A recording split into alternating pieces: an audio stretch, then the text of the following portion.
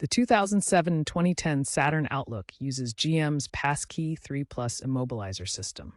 This system requires a programmed transponder key to start the engine. If you've lost all your keys, the system locks down, preventing unauthorized starts. The transponder chip in the key communicates with the car's computer using radio frequencies. Without a recognized key signal, the ECM won't allow the engine to start. Successfully programming a new key involves bypassing this security to allow the vehicle to recognize the new key's unique ID. DIY programming is possible, but success rates vary. Don't be discouraged if you have to seek professional help.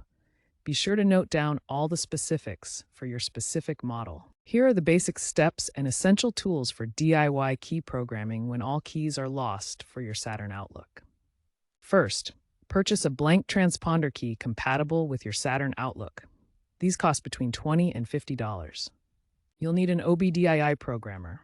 Affordable options include the Autel Maxi-IM IM608 or Launch X431. Connect the OBDI programmer to your car's diagnostic port, typically located under the dashboard.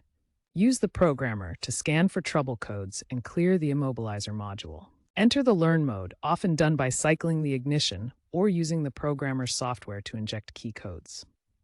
If DIY programming fails, a dealer-provided spare key reprogramming service costs around $50 to $150 and is a reliable alternative. Remember to back up any existing data before starting. Proceed cautiously, as improper programming can damage the ECU.